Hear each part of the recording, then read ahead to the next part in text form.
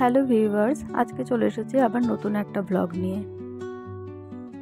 এই দিন ছিল 22শে জুলাই, আমার মায়ের 26তম মৃত্যুবার্ষিকী।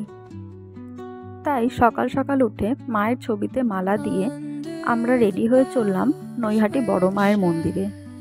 অন্যান্য বছরগুলোতে কিন্তু সাধ্যমতো মালা, মিষ্টি, মা যা যা খাবার খেতে পছন্দ করত সেগুলোই ছবির সামনে দেওয়া হয়।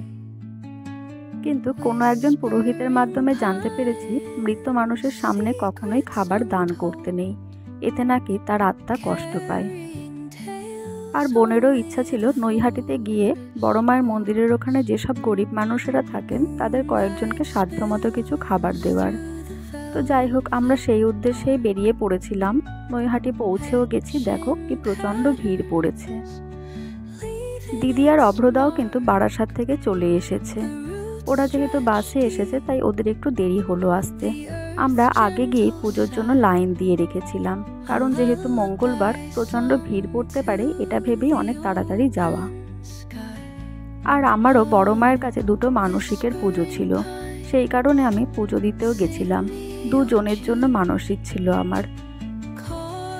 প্রথম তো ছিল দিদির জন্য। দিদির অপারেশনের সময় প্রচণ্ড ভয় পেয়ে প্রচণ্ড চিন্তায় বড় মার কাছে মানসিক করে ফেলেছিলাম। আর দ্বিতীয়ত ছিল আমার ঘেটুর জন্য। ঘেটুকে কিন্তু বড় মা আগেও একবার আমার কাছে ফিরিয়ে দিয়েছে, তাই আমি খুবই বিশ্বাস করি যে বড় মার কাছে আমি যা চাইবো আমি সেটাই পাবো।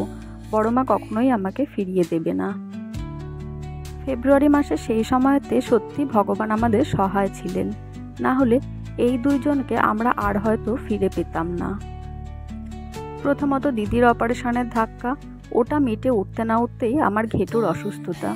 সে যে কি প্রচণ্ড অসুস্থতা বলে বোঝানো যাবে না। 105 জ্বর ও টানা 4 দিন ধরে ছিল। প্রথম রাত থেকেই ওকে স্যালাইন দিতে শুরু করা হয়। টানা 5 দিন স্যালাইন দেওয়ার পরে একদম শেষে কিন্তু ইনজেকশন পুশ করে ওর জ্বর কমাতে হয়। ওর কিন্তু 105 থেকে জ্বর একবারের জন্য নামেনি, কোনো মেডিসিন কাজ দেয়নি। জানি না সেই সময়তে আমাদের ওপর কি হয়ে চলেছিল। সমস্ত ব্লাড টেস্ট করিয়েও সমস্ত কিছু ওর নেগেটিভ আসে।